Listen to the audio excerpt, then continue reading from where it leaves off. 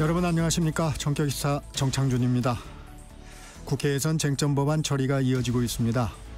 쟁점 법안 상정과 필리버스터 강제 종료와 함께 표결이 이루어지는 상황입니다. 여야 합의 처리는 기대하기 어려운 정국입니다.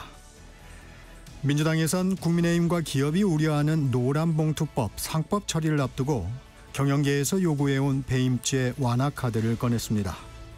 잠시 후 일부에서 김현정 더불어민주당 원내대변인 연결해 자세한 내용 확인해 보겠습니다. 이어지는 정치와이에선 김준일 시사평론가, 윤희석 국내힘 전 선임대변인과 함께 정치 이슈 속 궁금증 풀어보겠습니다. 정격기사는 유튜브로도 실시간 방송됩니다. 8월 22일 금요일 정격기사 출발합니다.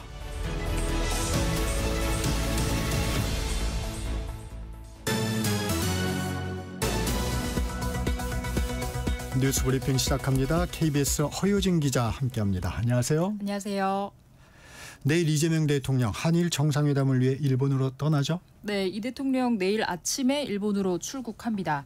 이 대통령은 먼저 제1동포 오찬 간담회를 갖고 이시바 시게루 일본 총리와 정상회담을 하고 만찬도 함께 합니다. 이 회담을 앞두고 이 대통령이 앞서 지난 19일에 일본 보수 매체로 꼽히는 요미우리 신문과 인터뷰를 가졌습니다. 네. 이 인터뷰에서 이 대통령은 과거 한국과 일본이 맺은 위안부 합의와 징용 배상 문제에 대해 한국 국민으로서 받아들이기 힘든 합의지만 국가 간 약속이므로 뒤집는 것은 바람직하지 않다고 밝혔습니다. 박근혜 정부의 위안부 문제 합의와 윤석열 정부의 강제징용 제3자 배상안을 승계하겠다는 뜻을 나타낸 겁니다. 지난 2015년에 박근혜 정부는 일본 정부 예산 10억엔 출연과 위안부 문제의 최종적, 불가역적 해결을 내용으로 한 합의를 발표했고 2023년 윤석열 정부는 일본 기업 대신에 한국 정부 산하 재단이 강제동원 배상금을 지급하는 제3자 변제안을 제시한 바 있습니다. 이 대통령은 다만 과거사는 다친 마음이 치유될 때까지 진심으로 사과하는 게 중요하다고 강조했습니다. 네. 이 대통령은 또 일본에 대해 매우 중요한 존재라며 한국도 일본의 유익한 존재가 될 것으로 생각한다고 말했습니다. 이어서 한일 관계 전환점으로 평가받는 1998년 김대중 오부치 선언을 계승하고 이를 뛰어넘는 새로운 공동선언을 발표할 수 있기를 기대했습니다. 일본에선 환영하는 분위기인데요. 네. 이 대통령이 일본 방문을 앞두고 미래지향적 한일 관계를 만들려는 의지를 나타냈다는 평가가 나왔습니다. 네. 하지만 정의기억연대를 포함한 시민단체들은 또다시 이전 정권의 과오를 되풀이하려 하고 있다고 강도 높게 비판했습니다. 이 신문과의 인터뷰에서 이 대통령이 한반도 비핵화 구상도 엿볼 수 있었죠? 네, 그렇습니다. 광복절 경축식에서는 핵 없는 한반도를 언급했던 이 대통령이 좀 더 자세한 내용을 공개한 건데요. 이 정부의 정책적 방향은 한반도 비핵화라면서 3단계를 제시했습니다. 네. 이 대통령은 미국과 긴밀한 공조를 유지하면서 적극적인 남북 대화를 통해서 1단계 핵을 동결하고 2단계 축소하고 3단계 폐기까지 갈 수 있는 여건을 만들어 나갈 것이라고 강조를 했습니다. 또 대북 관계에선 대결이 아닌 평화 공존과 공동 번영의 길을 찾아야 한다고 말했습니다. 대선 공약이었던 북극 항로 개척을 남북 협력의 도구로 활용할 수 있다고도 했는데요. 이 미국, 러시아, 북한, 한국, 일본이 협력할 수 있다는 겁니다. 네. 이 현지 시간 25일에 미국 워싱턴 DC에서 한미 정상회담도 열리기 때문에 이를 앞두고 나온 발언이어서 이 트럼프 대통령과도 북핵 해법과 관련한 논의를 할지 관심이 쏠리고 있는데 네. 이런 가운데 이례적으로 조현 외교부 장관이 내일 열릴 한일 정상회담을 수행하지 않고 어제 오후 급하게 미국으로 출국한 사실이 알려졌습니다. 네. 이 조기 출국은 미국이 아닌 우리 측 제안에 따라 그제 결정됐고 이 워싱턴은 직항이 아니라 조금 더 일찍 도착하는 경유 비행기를 탄 것으로 전해졌습니다. 이 외교부는 면밀하고 철저한 준비를 위해서다 이렇게 설명을 했는데 마코 루비오 미 국무장관과의 만남 등 이 주요 관계자들과의 일정이 다 정해지지 않은 것으로 알려졌거든요. 네. 외교장관이 어쨌든 한일 정상회담 배석을 건너뛰고 미국을 찾은 건 일반적인 상황은 아니어서 뭔가 이 한미 정상회담에 돌발사 변수가 생긴 게 아니냐 이런 우려가 나오고 있습니다. 관세와 동맹 현대화 등 정상회담 주요 의제를 두고 한미가 간극을 좁히지 못하고 있는 것 아니냐 이런 해석도 나옵니다. 다음 주부터는 실제로 실제로 거주할 외국인만 허가를 받아서 수도권에 집을 살 수 있게 된다고요? 네, 앞으로 수도권 지역 주택을 구매하는 외국인의 경우 실거주 목적일 때만 이 거래가 허용이 됩니다. 네. 서울 전 지역을 비롯해서 인천시 7개구, 경기도 23개 시군이 대상 지역이고요. 이 지역에 집을 사려면 주택거래 허가를 받아야 하고 허가를 받은 외국인은 4개월 안에 그 집에 들어가서 2년간 실거주를 해야 합니다. 앞서 정부와 서울시는 집값을 잡기 위해서 지난 3월에는 이 집값 상승이 두드러졌던 강남 3구와 용산구의 전체 아파트를 토지거래 허가구역으로 묶었고요. 네. 6월에는 수도권 주택담보대출을 6억으로 제한하는 내용을 담은 6.27 대책을 발표했습니다. 그런데 오히려 이제 강남 3구와 용산구를 제외한 이 서울 전체에서 외국인 매수가 늘어났고 이 수도권을 놓고 봐도 최근 3년간 이 외국인 주택거래가 연평균 약 26%씩 계속 증가한 것으로 네. 집계가 됐거든요. 특히 6.27 대책 이후 이 외국인은 규제 대상에서 빠지면서 내국인이 역차별을 받고 있다는 논란이 커졌습니다. 국토부도 이번 대책을 해외 자금 유입을 통한 외국인 투기 방지를 위한 것이다. 이렇게 설명을 했고요. 오는 26일부터 1년간 허가제를 유지하고 필요하면 연장을 한다는 그런 계획을 밝혔습니다. 한덕수 전 국무총리 오늘도 소환 조사가 예정돼 있는데 조사 어느 정도 진행이 됐습니까? 이 한 전 총리가 내란 특검팀에 출석을 한 게 지난달 2일 그리고 이제 19일에 이어서 이번이 세 번째입니다. 네. 앞선 2차 조사에서 한 전 총리는 16시간이 넘는 조사를 받았는데요. 이 특검팀은 60-70% 정도 조사가 완료됐다고 설명했습니다. 한 전 총리는 오늘 오전 9시 30분 내란 특검팀의 피의자로 다시 출석합니다.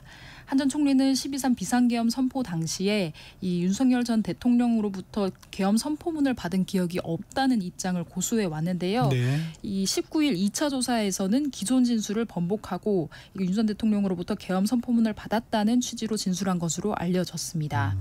이 특검팀이 한 전 총리가 이 계엄 문건을 보는 대통령실 CCTV를 확보한 상황에서 이 계속 거짓말을 계속할 경우에 이 특검팀이 구속영장을 청구하게 되면 오히려 이제 이 영장이 발부될 가능성이 커질 수 있다는 점을 고려했다는 해석이 나옵니다. 네. 특검팀은 오늘 조사에서도 한 전 총리를 상대로 비상계엄 선포를 위한 국무회의 소집 과정에서의 역할을 집중 추궁할 것으로 보입니다.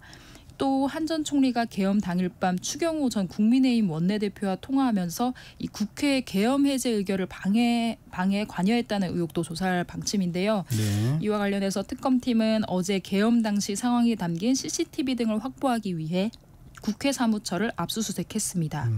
압수수색 영장엔 추경호 전 원내대표가 피의자로 적시됐습니다. 네. 추 전 원내대표는 비상의원총회를 소집하면서 장소를 여러 차례 바꾸는 방식으로 표결을 방해했다는 의혹을 받고 있습니다.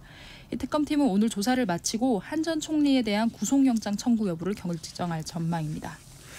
이 통일교와 김건희 여사의 연결고리로 지목되는 분이죠. 건진법사 전성배 씨가 구속됐습니다. 네, 구속영장 실질심사를 포기했던 건진법사 전성배 씨가 어젯밤 구속됐습니다. 법원은 증거를 인멸할 염려가 있다고 발부 사유를 설명했습니다.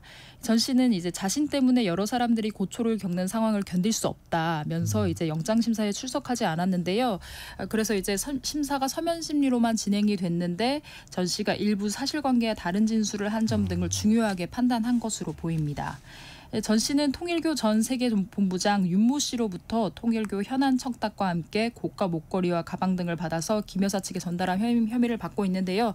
이번 영장 발부로 김건희 특검팀이 전 씨의 신병을 확보하면서 이 국민의힘 당무 개입 의혹 수사도 탄력을 받을 것으로 예상이 됩니다. 네.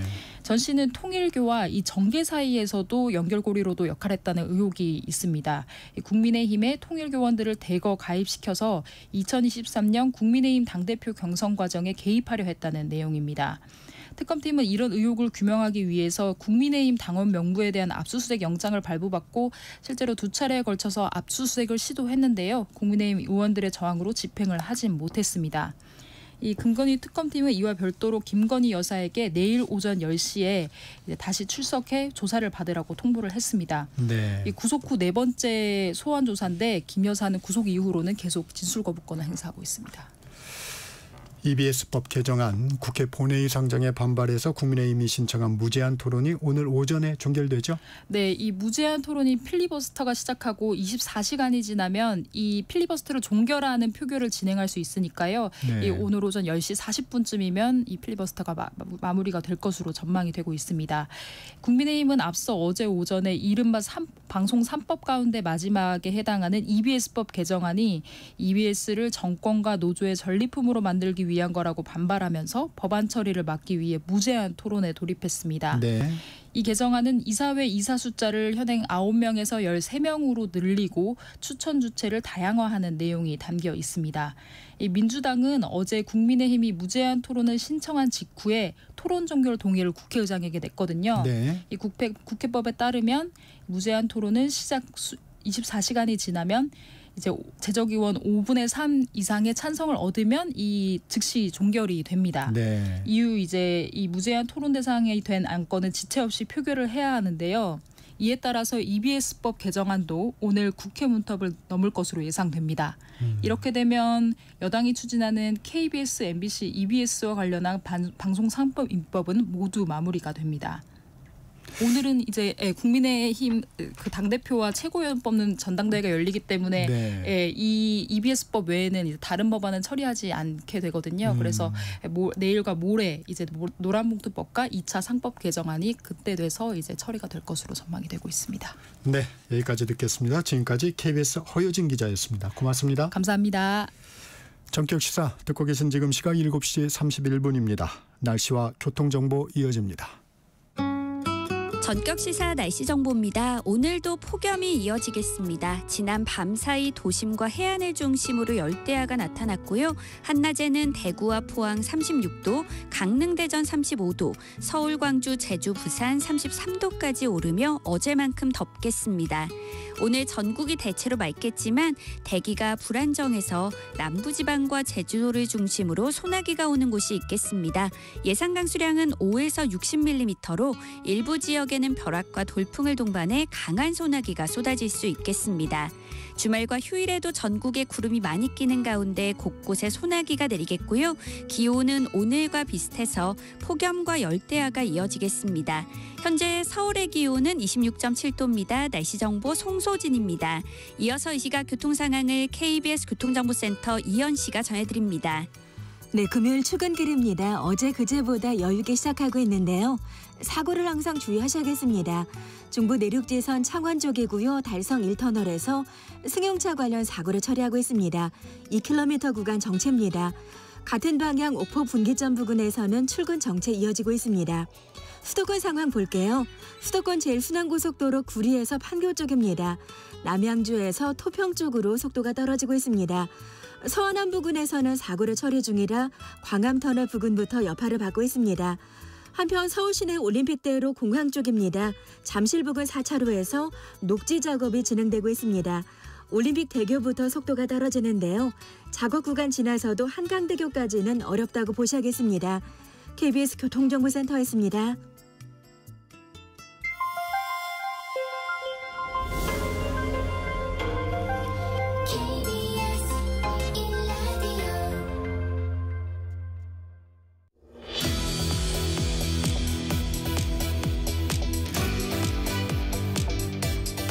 전격 인터뷰 먼저 김현정 더불어민주당 원내대변인 만나봅니다. 전화 연결돼 있습니다.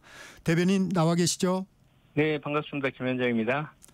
국회에서 쟁점 법안 처리가 이어지고 있습니다. 오늘 EBS법 처리되죠? 네, 그렇습니다. 어제부터 필리버스터 지금 진행 중이고요. 오늘 오전 한 10시 반 정도에 아마 필버가 종료되고 표결이 이루어질 그럴 예정입니다. 노란봉투법 상법 개정안도 계획대로 처리하시는 거죠? 네, 그렇습니다. 그 24일 날 그 필버 이후에 노란봉투법 표결이 예정되어 있고요. 네. 25일 날 이제 상법까지 처리되면 그동안 이제 방송 3법하고 노란봉투법 상법 등에 대해서 다 이제 처리가 될 예정입니다. 특히 노란봉투법에 대해서 야당과 재계의 반발이 좀 큽니다. 이 노란봉투법 유예 기간을 두고 경영계에서는 1년을 요구했는데 이거 6개월로 그대로 가는 거죠? 네, 그렇습니다. 이 노란봉투법 관련해서는 사실 그동안 그 많은 논의와 공론화 과정을 거쳤었고 뭐 다 아시는 내용이지만 윤석열 정부에서 2차례에 걸쳐서 거부권을 행사했던 그런 법안입니다. 네. 그런데 이번에 이제 본회의에 상정된 노란봉투법은 그동안에 그 거부권을 행사한 법안보다도 더 재계의 의견을 반영해가지고 수정된 내용으로 지금 올라와 있는 내용이에요. 네. 그래서 지금 와서 뭐 이렇게 뭐 유예 기간을 달라라든지 또는 다시 논의하자라는 것은 저는 어불성설이라고 생각하고요. 사실 이 내용도 들어가 보면 이제 미국이라든지 EU라든지 네. 이런 곳에서는 이미 그 원청에서 실질적 지배력이 인정된다면 하청 노동자들과의 교섭을 해야 된다라고 이미 인정되어 있고요. 한국의 경우도 판례에서 이미 인정되고 있는 법리입니다. 그래서 이것을 법제하는 것이다라는 것이고요. 그리고 국제노동기구인 ILO와 UN에서도 수차례 우리 대한민국 정부에 계속 권고하고 있는 내용이에요.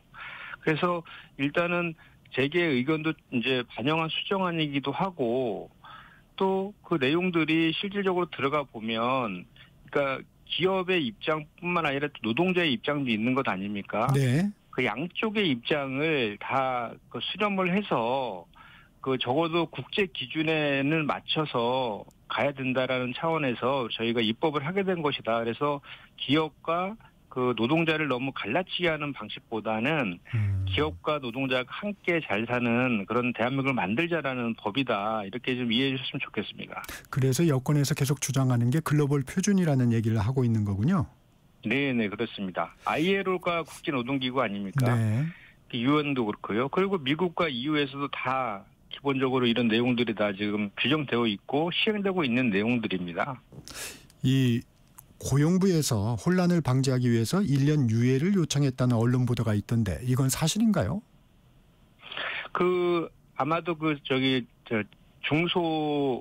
중견기업들 재계 쪽에서 네.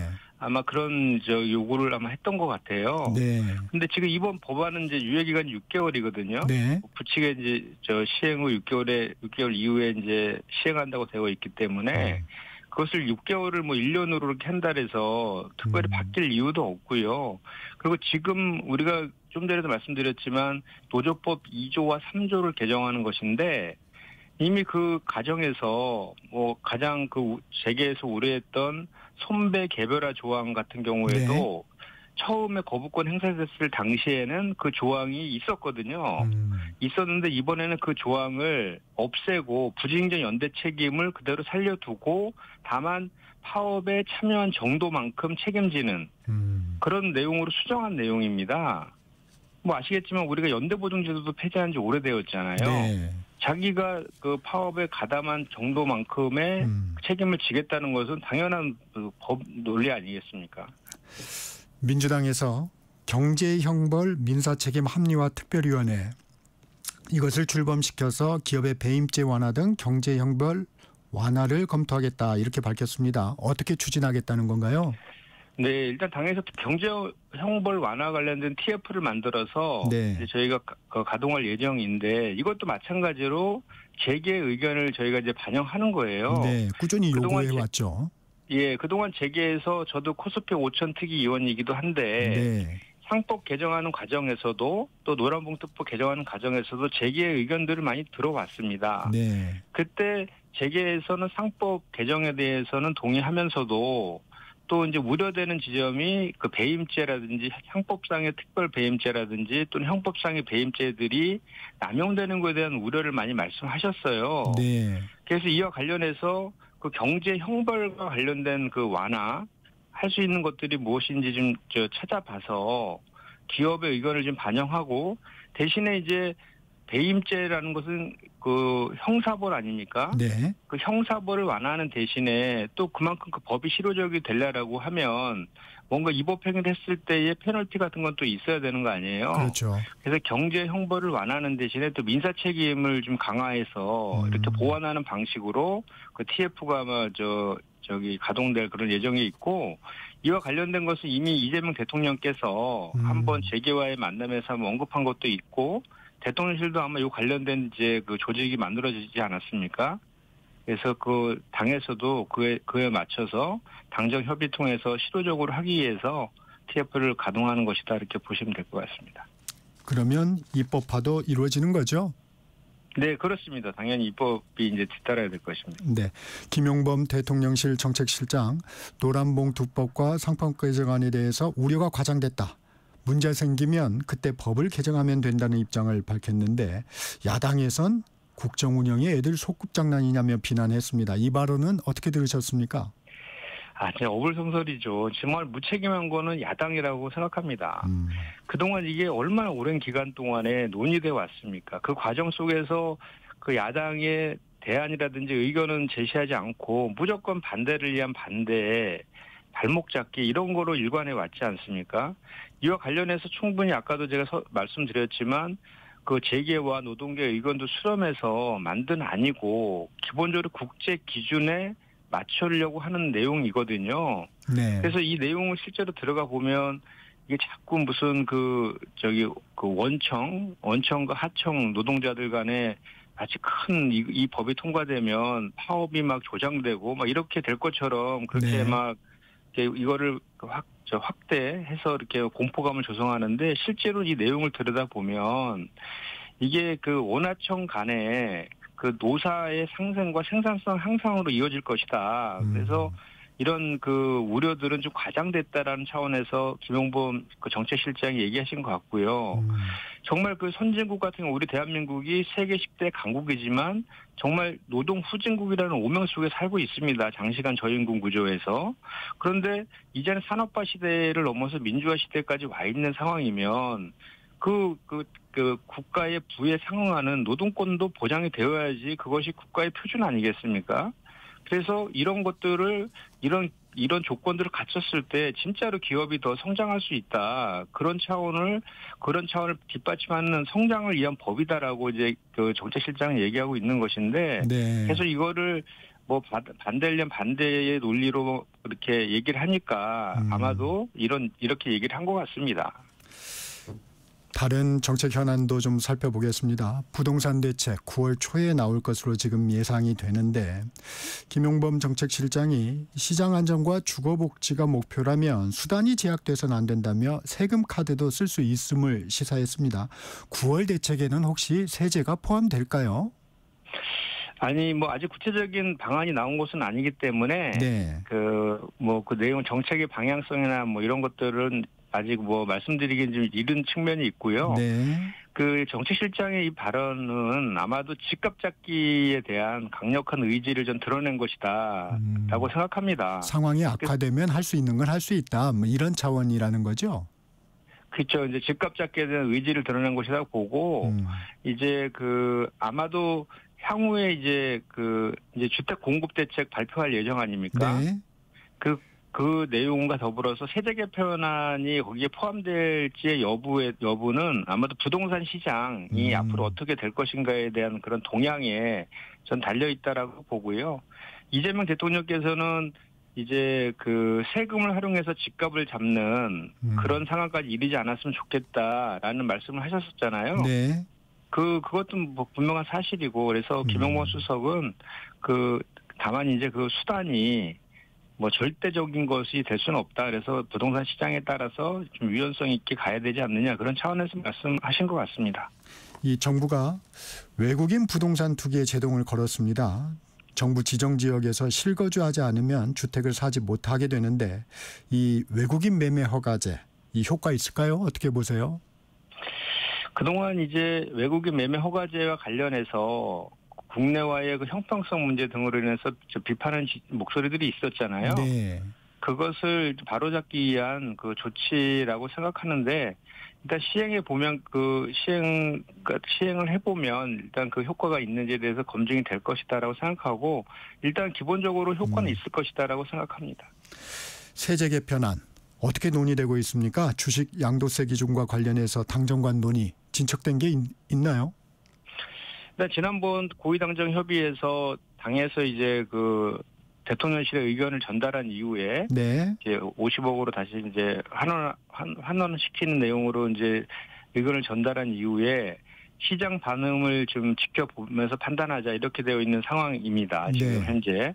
그래서 이제 다만 이제 저는 이게 시장 불확실성이 계속 제거하는 게 중요하잖아요. 그렇죠. 그래서 시장 반응도 면밀하게 보는 것도 중요하지만 최대한 빠르게 결정해야 된다고 저는 생각을 하고 지금 이거와 관련된 시장 반응과 관련해서는 이 주식 양도세 대주주 양도세의 기준을 변경했을 때 네. 주가에 영향이 있느냐 없느냐를 판단 기준으로 많이 얘기를 하고 있잖아요. 네.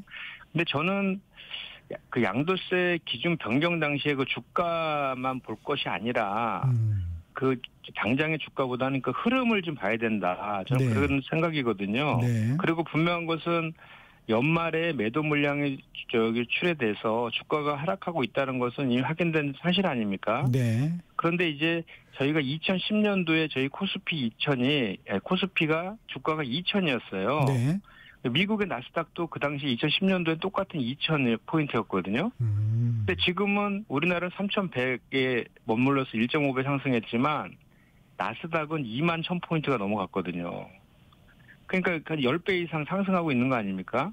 그래서 이런 주식 양도소득세 이런 것들 뿐만 아니라 여러 가지 정부에서 시행하고 있는 소득세라든지 배당소득 분리과세라든지 또는 상법이라든지 이런 네. 것들이 종합적으로 누적이 돼서 시장에서 반응하는 거거든요. 정부에서 정말 주가를 부양할 의지가 있느냐에 대한 판단 기준으로 다양한 여러 정부의 시책들을 종합적으로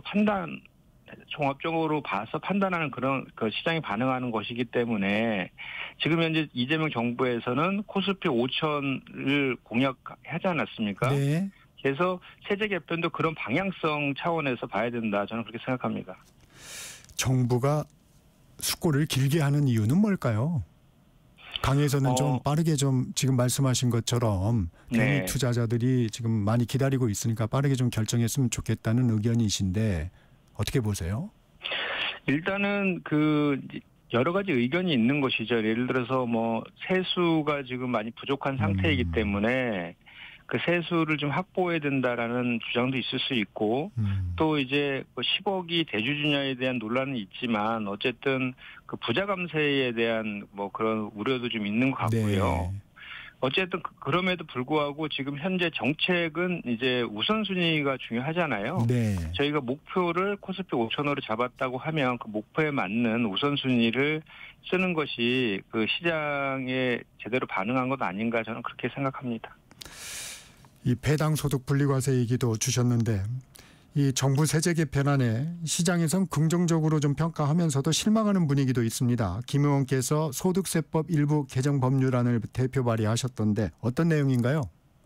네, 일단은 이 소득세법 개정안의 취지는 기업에는 이제 배당을 촉진하고 개인 투자자들은 배당 소득을 늘리겠다. 네. 그래서 장기 투자를 유도해서 주가를 상승시키자라는 거잖아요. 네. 그래서 지금 7대3으로 부동산 시장에 쏠려 있는 자금들을 자본시장으로 좀 끌고 오자는 그런 취지인데 제가 발의한 법안은 이제 기업에서 배당을 35% 이상 하는 기업에 대해서 배당소득 분리과세로 최고 세율 25%를 이제 적용하는 그런 내용입니다. 네. 그리고 이제 2천 이하 구간도 14%에서 9%까지 좀 인하해서 소위 말하는 이제 부자 감세라는 그 프레임을 좀 깨려고 좀 했고요. 네. 그래서 이제 정업하면 대상 기업을 좀 확대하고 최저 구간 세율도 좀 하향시켰다. 이런 그 내용이라고 보시면 됩니다. 최근에 이런 일이 있었어요. 구윤철 경제부총리가 코스피의 PBR, 주가 순자산 비율 10 정도라고 발언하면서 개미 투자자들에게 문매를 좀 맞았습니다. 이 얘기는 좀 어떻게 들으셨습니까?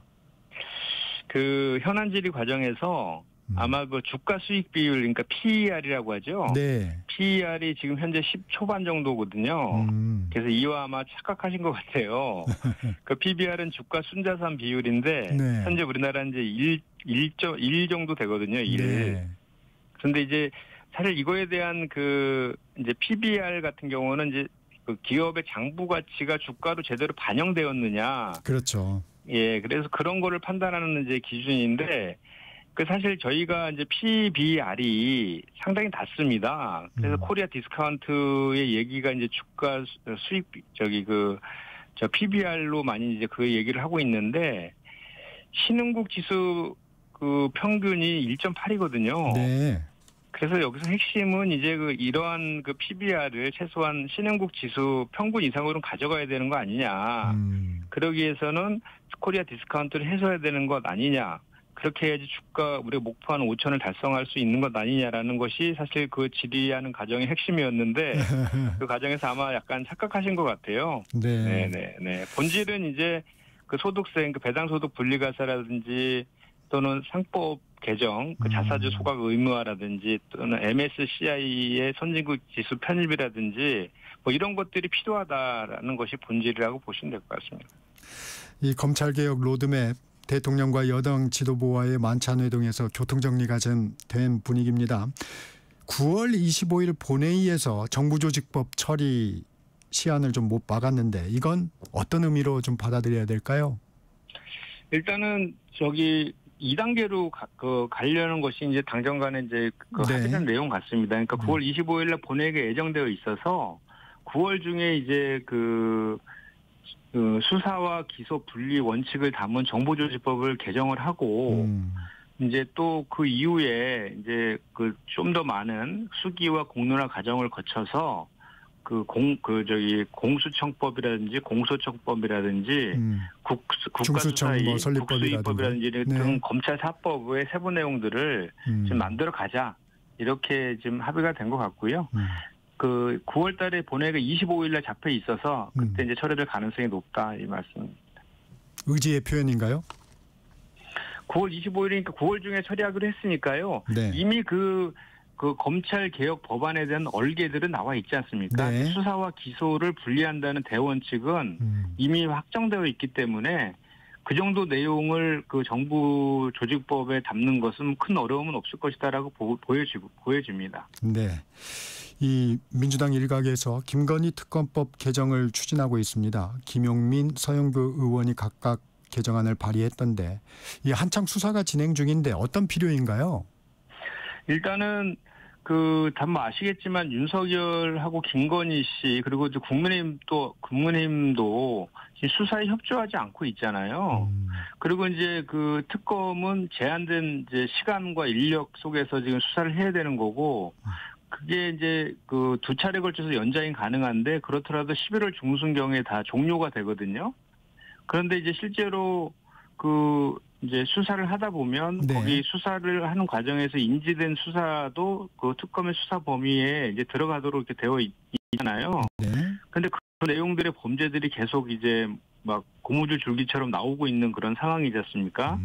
그렇기 때문에 이 특검의 가장 중요한 기능은 내란 종식을 시키자는 거잖아요. 그러기 위해서는 특검이 충분히 수사해서 이런 의혹들을 다 진실 규명해서 기소할 수 있도록 하는 여건 조성이 이제 필요한 것인데 지금은 너무나 많은 이제 추가되는 그런 의혹이라든지 이런 것들도 많고 실제로 수사 인력들이 이제 부족하다라는 얘기들이 있어서 김용민 의원하고 서영교 의원께서 아마 개정안을 발의한 것 같습니다. 그래서 어느 정도로 인력과 수사 대상을 늘릴 것이냐에 대해서는 논의 과정에서 정해질 거라고 보고 아마도 특검에서 현실적으로 이렇게 수사하고 있는 그분들의 의견까지도 좀 들어서 종합적으로 좀 판단해야 될 것이라고 생각합니다. 이 여당 법사위원들이 윤석열 전 대통령 체포 과정이 담긴 서울구치소 CCTV 이 자료 제출 의결을 예고했는데 이 CCTV 공개 필요한 건가요? 어떻게 보세요? 일단 CCTV를 공개하겠다, 의결하겠다라고 하는 것이 아직 결정되지는 않았고요. 네. 중요한 것은 윤석열이 2차례에 걸쳐서 체포를 거부했잖아요. 그걸 정당한 공권력의 행사에 대해서 이렇게 거부를 했음에도 불구하고 오히려 적반하장식으로 특검을 직권남용과 독직폭행 혐의로 이제 검찰에 고발하겠다 지금 이러고 나오고 있지 않습니까? 그렇기 때문에 그 국민 알 권리 차원이라든지 그 사실관계 확인을 위해서 CCTV를 확인하는 것이 좀 필요하다라는 그 주장이 있는 것이고요. 다만 이제 이것을 공개할 것인가에 대한 여부는 이 법적 검토를 거친 후에 그리고 필요성에 대해서 이제 수기한 이후에 그때 가서 결정을 할 그럴 예정으로 알고 있습니다. 당 차원에서 결정된 건 아니군요. 그렇습니다. 아직 결정된 건 없습니다. 네, 여기까지 듣겠습니다. 지금까지 김현정 더불어민주당 원내대변인이었습니다. 고맙습니다. 네, 감사합니다. 정치역사 1부 여기서 마칩니다. 전하는 말씀 듣고 2부로 돌아옵니다.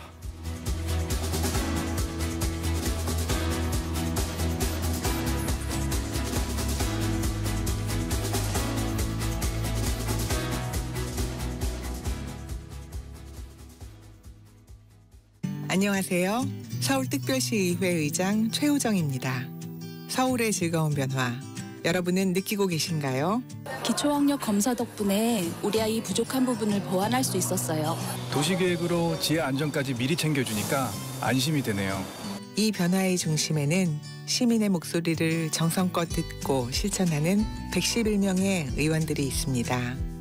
앞으로도 시민의 삶을 더 세심하게 챙겨 내일이 기대되는 서울을 만들겠습니다. 청렴한 의회로 늘 시민 곁에 있겠습니다. 이 캠페인은 서울특별시의회와 함께합니다.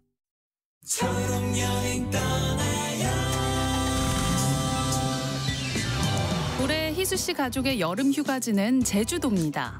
몸이 불편한 부모님은 함께 떠나는 걸 망설였지만 제주공항에 도착하자마자 표정이 금세 밝아지셨어요.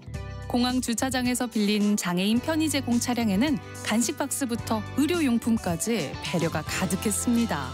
해안 도로를 따라 달리다가 원하는 곳에 멈춰 사진을 찍으면서 가족은 자유를 만끽했어요. 그리고 가을에도 함께 여행을 떠나자고 다짐했죠. 편안한 이동이 가능할 때 여행은 이렇게 도전이 아닌 일상이 됩니다. 우리 함께 떠나봐요. 어디라도 좋아.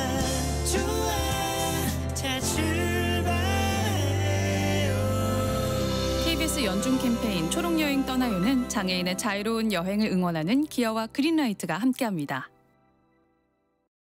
KBS 라디오를 스마트하게 즐길 수 있는 방법. 스마트폰 플레이스토어나 앱스토어에서 KONG KBS 콩을 검색해서 다운받는다. 맨 아래 여기를 눌러 채팅에 참여하세요로 가서 사연도 신청곡도 마음껏 보낸다. 지금 내가 듣고 있는 라디오, DJ는 뭘 하고 있는지, 게스트는 누구인지 보고 싶다면 오른쪽 위 카메라 모양을 누르고 보이는 라디오로 즐긴다. 방금 들은 그 노래, 아까 들은 그 노래, 가수와 제목이 궁금하다면 오른쪽 아래 음표 버튼을 눌러서 실시간 선곡표를 확인한다. 전국 세계 어디서나 이것만 기억하세요. 콩을 깐다.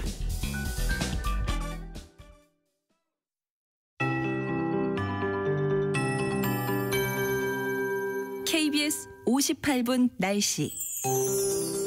밤낮 없는 무더위가 이어지고 있습니다. 지난 밤 사이에도 많은 지역의 기온이 25도 아래로 떨어지지 못해 열대야가 나타났고요. 습도가 높아서 지금 아침이지만 체감 온도가 벌써 30도 안팎으로 느껴지며 후덥지근합니다.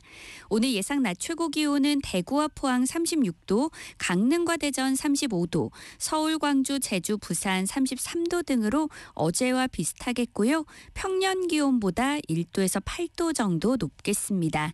현재 전국 대부분 지역에 폭염특보가 발효 중입니다. 온열 질환에 걸릴 위험이 매우 높은 날씨니까요. 건강관리에 더욱 신경을 쓰시기 바랍니다. 오늘 전국이 대체로 맑겠지만 대기가 불안정한 남부지방과 제주도는 소나기가 내리는 곳이 있겠습니다. 예상 강수량은 5에서 60mm 정도가 되겠고요. 일부 지역에는 벼락과 돌풍을 동반해 강한 소나기가 쏟아질 수 있겠습니다. 주말인 내일은 더위가 꺾인다는 절기 처서지만 오늘만큼 기온이 오를 전망이고요. 주말 동안 전국에 구름이 많이 끼는 가운데 곳곳에는 소나기가 내리겠습니다. 다음 주 초반 주말에는 전국에 비가 올 전망이고 당분간 폭염과 열대야가 이어지겠습니다. 현재 서울의 기온은 27.7도입니다. 송소진입니다.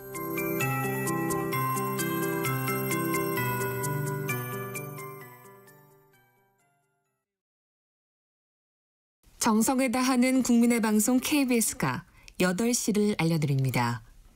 AM 711kHz, FM 97.3MHz, KBS 1라디오입니다. HLKA.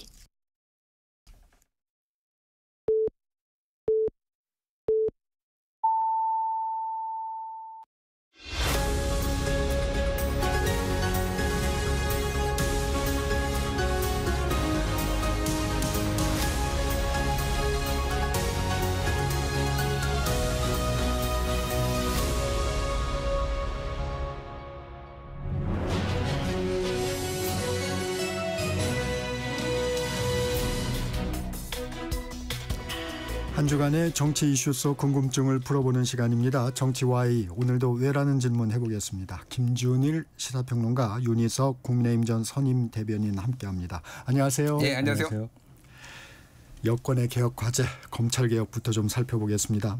대통령이 여당 지도부와 만찬 회동을 갖고 교통정리를 좀 한 분위기입니다. 이 단계적 추진 방안 어떻게 보십니까? 나올 수 있는 최고? 그러니까 지금의 현실적인 최선의 방안이라고 보여요. 그러니까 이 추석 전에 검찰 개혁을 완수하겠다. 이 얘기가 이제 그 당대표 선거 중에 나온 거잖아요. 정청래 후보가 얘기하고 박찬대 후보도 나도 그렇게 하겠다라고 얘기하고 우리 이제 진행자하고 인터뷰하다가 반발도 하고 허언 아니냐. 그 말씀을 또. 예. 그러니까 이게 저는 일종의 맥거핀 같은 거라고 생각해요. 솔직히 얘기하면은 추석 전에 하든 추석 후에 하든 그게 그렇게 중요한 문제인가. 하지만은 그 정치인 입장에서는 내가 이렇게 말을 뱉어놨으니 이거는 무조건 해야 된다. 이런 기류가 지금 잡힌 거잖아요. 그러니까 이게 저는 조금 지체되더라도 사실은 내년에 이제 지방선거가 있기 때문에 내년 한 몇 달 정도는 지체될 수 있어요. 그러니까 무슨 얘기냐면은 지방선거 국면에서 막 검찰개혁을 할 수는 없으니까 늦어져도 1, 2월 이 정도에는 이제 완수를 할 수밖에 없는 거. 아니면 아예 그냥 하반기로 넘어가든가 내년 하반기로 넘어가는 거. 그러니까 이거에 대한 어떤 니즈 당에서의 권리당원들의 요구 이런 것들을 좀 대통령실과 이쪽에서 조금 보조를 맞춰줬다라고 저는 봐요. 그리고 이제 만찬 형식이었잖아요. 이게 만난 게 처음에 이제 대통령하고 처음에 당대표랑 만난 게 박찬대 의원하고 같이 불러서 이렇게 만났잖아요. 그랬죠. 그게 이제 우리가 좀 익숙한 게 있잖아요. 예전에 그 윤석열 대통령이 한동훈 대표 됐을 때 한동훈 대표뿐만이 아니라 낙선자들까지 다 불러가지고 그러니까 이걸 한동훈 대표 좀 싫어하는 거 아니냐 이런 그런 해석들이 막 나왔잖아요. 그러니까 좀 힘을 실어주는 모습을 조금 모여가지고 좀 보여준 거 아니냐 그 생각이 듭니다. 어쨌든 그래서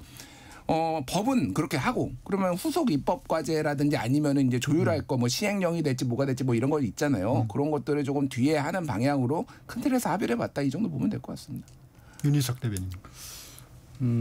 저는 좀 의문이 많아요. 그 방향은 이제 맞춘 거로 보는데 이제 불협화음이 나오면 안 되니까 겉으로는 잘 포장을 한 걸로 보이는데 그럼 진짜 실제 안에 들어가면 뭐가 있느냐. 예를 들어서 추석 전에 이걸 통과시킨다는 의미가 그러면 추석 이후부터는 검찰청이 없어지는 거냐. 그렇지는 않을 거란 말이에요. 그러니까 이게 시행 시기를 어디로 못 박느냐. 유예기간을 얼마나 두느냐.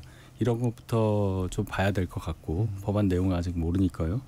그다음에 이게 실제로 그동안 쭉 민주당 쪽에서 10년 넘게 얘기했던 수사권 기소권 완전 분리인 거냐 아니면 검찰만 어떻게 빼서 하는 거냐 기소권이 다른 데도 가냐 모릅니다. 국가수사위원회 도대체 뭔지 모르니까 봐야 되겠다.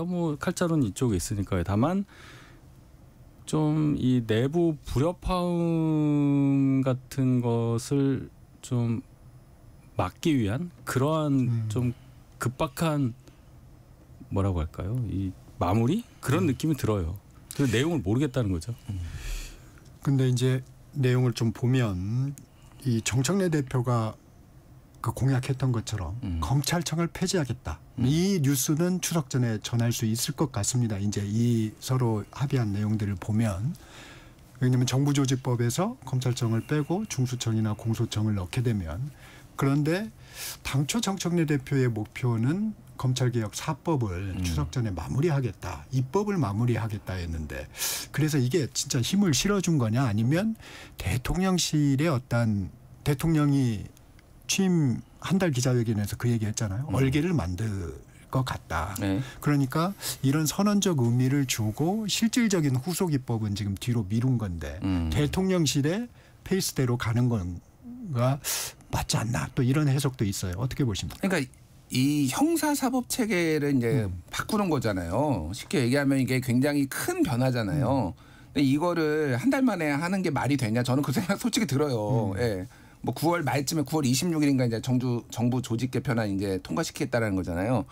그러니까 그 이후에 해야 될 일이 되게 많아요. 그러니까 이거를 그러니까 뭐 이런 저는 갈등설로 보지는 않아요. 그러니까 당연히 정부 입장에서는 문재인 정부 때 검찰 개혁이 제대로 안 됐다라고 이재명 대통령 또 뭐 그 후보 시절이나 이제 대표 시절 또 얘기를 했던 뭐 그런 것들이 있잖아요. 그럼 잘해야 될 거 아니에요.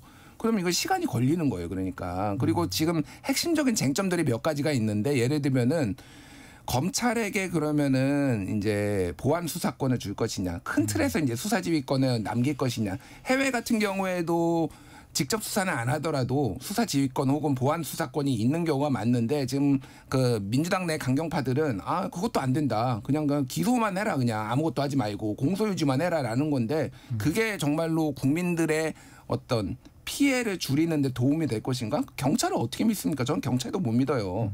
예. 그러니까 여러 가지 문제들이 아직 난제들이 해결이 안 됐어요. 그리고 국가수사위원회를 어떻게 뭐 어떤 총리 산하에 할지 뭐 그걸 설치를 할지 말지 뭐 행안부에 지금 이거를 중수청을 둔다라고 하는 걸로 가닥이 잡혔다고 하는데 그게 맞는 방향인지도 논쟁의 여지가 있단 말이에요. 그러니까 일단은 어쨌든 액션으로 보여주고 그 이후에 후속 과제는 대통령이나 총리가 말한 대로 가는 게 맞고 그것도 정청래 대표가 어쨌든 본인도 쇼잉을 해야 되니까 그 정도는 예. 살려주고. 예, 어쩔 수 없어요. 이거를 정말로 9월 안에 다 한다? 저는 불가능한 얘기라고 봅니다. 그러니까 서로 그냥 적절한 타협안을 봤다 이 정도로 보는 게 맞을 것 같아요. 그렇기 때문에 이건 액션이 아니고 쇼잉이라는 거죠. 내용을 모르는데 추석 전에 하겠다는 말이 뭐냐는 말입니다. 이런 의문을 우리가 가질 수밖에 없잖아요. 말씀하신 대로 가장 중요한 문제 중에 하나인데 80년 가까이 있었던 검찰청이 없어진다. 이 얘기를 한 달 정도 후에 법으로 그냥 실현하기로 했다. 이게 무슨 의미일까? 이제 조직도에서만 이제 만들어 놓는 거죠. 그래서 제가 시행 시기 같은 것도 얘기하고 조직도에서 없어지면 그럼 기능은 어디로 가느냐는 얘기를 당연히 할 텐데 이 얘기는 없잖아요. 그러니까 이게 맞는 거냐? 아니 뭐 맞고 틀리고의 문제는 아니고 그러니까 또 안 맞는 거죠. 그러니까. 아니, 그러니까 큰 틀에서 이를테면 수사와 뭐 기소를 분리해야 된다는 대원 측에 대해서는 지금 민주당 그렇죠. 진영에서는 하니까 그거를 일단 만들어 놓고 그 시행 시기는 그러니까 이거를 시행을 뭐 반년 후부터 한다. 그때까지 이거를 한다. 뭐 이런 식으로 이제 뭐 여러 가지 단서 조항들이 다 있겠죠. 그래서 아주 일반적이지는 않지만은 이게 뭐 엄청나게 틀린 방식이다라고 저는 보지는 않아요. 어쨌든 강성 열성 지지층의 니즈도 요구도 좀 받아들여줘야 되고 정청래 대표 면도 세워줘야 되고 그렇죠. 뭐 이제 정부 입장에서도 좀 잘해야 되고 뭐 이런 것들이 다 어우러져서 나왔다고 보니까 좀 지켜보시죠. 예. 그 수사기소 분리를 그렇게 금과옥조처럼 주장을 하시는데 수사기소가 완벽하게 결합된 특검을 뭐 연장을 하자고 하고 특검 3개를 돌리는 건 도대체 뭔지 그 설명도 저는 참 궁금합니다. 그렇잖아요? 그래서 저는 이제 궁금한 것 중에 하나가 역학구도상 이게 정말 힘을 실어준 게 맞나 어떻게 보면 대통령실의 원래 페이스대로 지금 가고 있는 거 아닌가 사실은 그걸 정청래 대표가 조금 속도감 있게 추진을 하려고 하니까 조금 이렇게 속도 조절을 한 거 아닌가. 대통령실이 많이 고민이 있을 거고 그래도 출범한 지 2달 정도밖에 안 됐기 때문에 대통령실의 의중대로 갈 수밖에 없다고 저는 생각하는데 중간에 좀 또 안 좋다기보다 좀 충돌 여지가 있는 부분 해석할 부분이 많아서 우표라든지 신라 금관 사진이라든지 참 뭐가 많네요 여권에. 우표. 저 우리 김준일 평론가 얘기 듣고 있습니다. 우표 어떻게 됩니까? 왜 박찬대 의원만 있습니까? 그러게요. 왜 그게 또 그러니까 전당대회 때 나왔으면 더 난리가 났을 거 아니에요. 명심이 뭐 박찬대에게 있다 그러면 뭐. 조금 파괴력이 너무. 그러면 이제 뭐 이제 당무 개입 아니냐. 그러니까 뭐 모르겠어요. 그거를 뭐 정치적으로는 충분히 박찬대 의원이랑 더 가깝다 그런 것들이 조금 뭐 해석은 될 수 있는데. 너무 또 이 뭐라고 해야 되나 이런 거에 과한 의미를 부여할 필요는 없다 그 생각이 듭니다. 예. 이 검찰개혁 얘기 쭉 하나만 더 해보면 이게 조금 이 당정 간에 조금 삐걱거린다 이런 느낌을 주면 이 검찰개혁 부분은 파괴력이 굉장히 크기 때문에 대통령도 좀 부담스러운 부분이어서 빠르게 좀 정리를 한 좀 분위기가 있습니다. 이게 빠르게 정리했다는 게 뭘 정리했냐는 거예요. 검찰개혁의 내용 부분을 정리했으면 베스트인데 내용을 정리한 게 아니고 여당 쪽 얘기랑 우리 얘기가 좀 다르니까 이게 다르다고 해석되는 거를 정리했다. 지금 요거잖아요. 그러죠. 네. 그럼 아무것도 아닌 거죠. 일을 한 게 아닌 거죠. 국민들이 원하는 건 하나도 안 한 겁니다. 그러면 추석 지난 다음에 뭐 9월 26일 본회의에서 뭐 통과가 된다 했을 때 그 통과된 법안을 봤을 때 후속 조치에 대해서 또 언론에서는 계속 이게 그다음은 어떻게 되는 거냐 물어볼 거고 또 거기에 대해서 답을 하는 과정에서 대통령실은 이렇게 얘기하는데 정청래 대표는 이렇게 얘기하네. 이렇게 될 가능성이 크단 말입니다. 그렇죠? 이게 양당 간에 결론 낼 수가 없는 일이고 예를 들어 국가수사위원회 같은 우리는 가져본 적이 없어요. 이 빅브라더 같은 걸 어디다 두느냐 둬야 한다는 것부터 저는 이게 왜 있어야 되지 생각을 하는데 행안부에 두느냐 법무부에 두느냐 어디에 두느냐 총리실 밑에 두느냐 이걸 가지고도 각 기관마다 다투지 않겠어요? 그걸 어떻게 조정을 합니까? 그러니까 저는 뭐 다만 그 정부조직법을 개편하는 게 이제 개정하는 게 여기에만 너무 초점을 맞출 필요는 없다고 생각해요. 뭐 중요하고 정치적으로 의미가 있으니까 그런데 생각해보면 지금 해야 될 게 기재부 분리하는 거. 네. 그리고 금융위를 금융감독위원회로 지금 뭐 한다라는 얘기도 있고 방통위를 그러면 어떻게 할 것이냐. 네. 뭐 그것도 있고 기후에너지부 신설도 있고 여성가족부를 성평등부로 바꾸는 것도 있고 사실 굉장히 많은 것 중에 원 오브 데미의 하나예요. 사실은. 이게 이제 정치적 의미가 과하게 저는 부여됐다. 그 생각은 들고 막상 가보면은 굉장히 많은 얘기들이 오히려 그때는 이 검찰청법 개정안뿐만이 아니라 굉장히 많은 얘기들이 나올 수밖에 없는 상황이에요. 그래서 조금 뭐 이건 지켜볼 필요가 있을 것 같습니다. 너무 막 이견이냐 아니냐 뭐 당정 엇박자냐 이런 시각보다는 그냥 큰 틀에서의 정부가 지금 어떤 방향으로 가는지를 그거의 한 조각으로 보는 게 맞을 것 같아요. 예. 국민의힘 전당대회 얘기해 보겠습니다. 오늘 전당대회가 있습니다. 이 과반 득표 좀 지금 분위기로 봐서는 좀 어려워 보입니다. 어떻게 보세요? 예, 과반 득표자가 나오기가 구조적으로도 어려워요. 4명이 경쟁을 하는데 한 분이 50을 넘는다. 그러려면 굉장히 압도적이어야 하는데 한동훈 전 대표가 지난해 전당대회 때 그렇게 됐고 김기현 대표도 그렇게 됐었는데 지금 구도상은 그렇게 보이지가 않습니다. 예, 결선이 불가피해 보인다는 말씀입니다.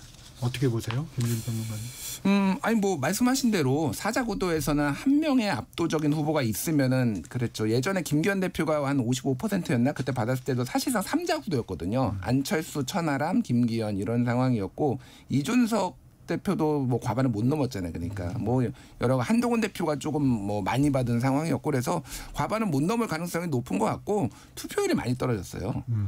이번에 이제 44.4%인가 이 정도 했는데 한동훈 대표 때보다 한 4%포인트 떨어졌고 김기현 대표 때보다 10%포인트 빠졌어요. 그러니까 이게 무슨 얘기냐면은 이번 선거에 당원들이 좀 기대가 많이 관심이 많이 떨어졌다. 여러 가지 이유로. 뭐 한동훈 대표 같은 이제 네임드가 조금 영향력이 있는 사람이 안 나온 이유도 있고 약간 진절머리를 냈을 가능성이 상당히 높아요. 좀 당에서 돌아가는 상황을 보면서 그래서 뭐 이제 조직표가 조금 옛날만큼 가동이 좀 덜 된 것도 있을 것 같고 여러 가지 변수가 좀 많이 생긴 것 같습니다. 어쨌든 저는 뭐 오늘 발표는 당 대표가 확정될 가능성은 매우 낮다 이렇게 봅니다. 네.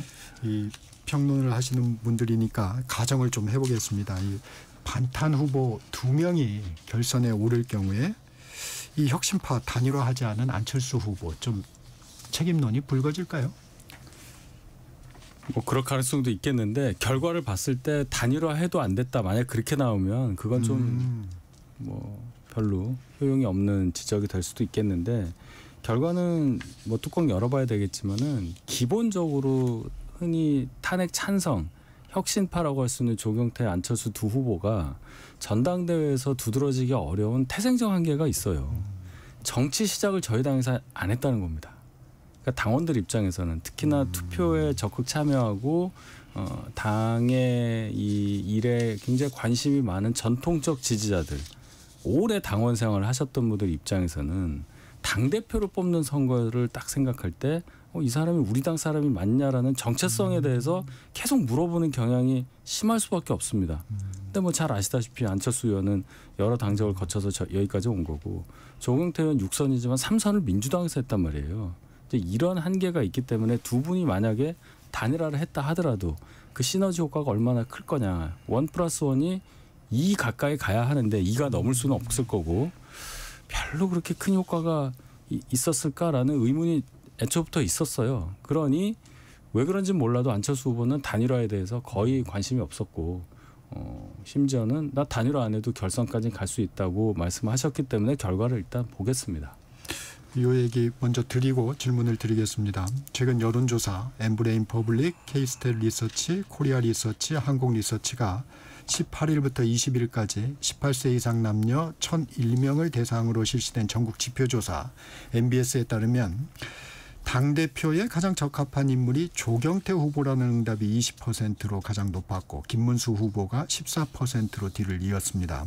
국민의힘 지지층 193명에 대한 조사에서는 장동혁 후보가 33%로 가장 높은 지지를 받았고 김문수 후보가 30%였습니다.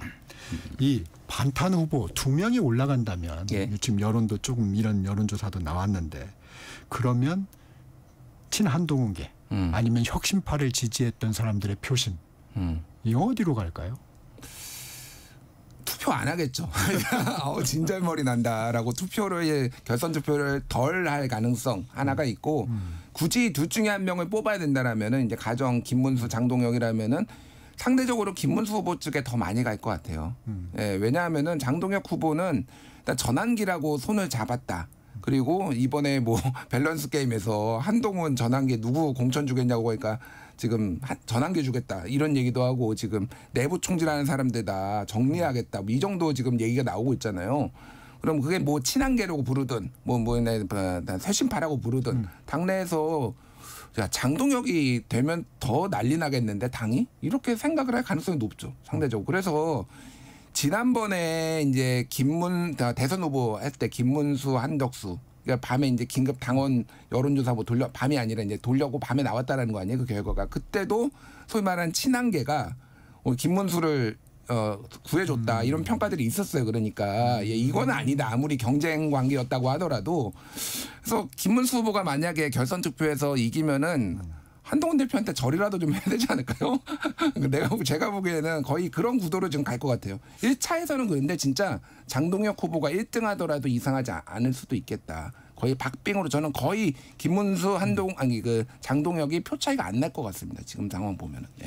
이 문제는 우리 윤희석 의원이 특히 하실 말씀이 있을 것 같은데 어떻게 보세요? 네 분 중에 두 분이 어느 분이 올라가느냐, 누가 1등으로 올라갈 거냐, 그거는 뭐 말씀하신 대로 그럴 수도 있어요. 장동혁 후보가 1등할 가능성도 분명히 있어요. 근데 일단 김, 장 두 분이 올라간다고 했을 때는 아마 김문수 후보 될 확률이 훨씬 높을 겁니다. 일단 장동혁 후보는 극렬 안티층을 생산하고 말았습니다. 전당대회 과정에서. 그 격정적인 연설인지 뭔지 모르겠는데 당원을 향한 어떤 손짓, 표정, 또 그 여러 가지 그 언사들 그리고 뭐 토론회 과정에서 말씀하셨듯이 전환기과 한동훈 중에 전환기를 공천하겠다라든지 이런 것들이 소위 혁신을 바라는 분들에게는 그냥 가슴에 응어리가 질 만한 그런 걸 남기고 말았어요.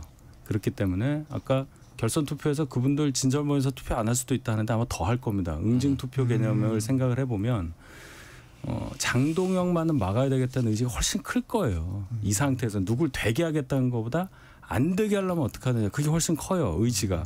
그러면 순한 맛으로 간다. 김문수 후보의 당선 가능성을 저는 높게 봅니다. 앞서 언급한 여론조사 관련해서 자세한 내용은 중앙선거 여론조사 심의위원회 홈페이지를 참조하면 됩니다.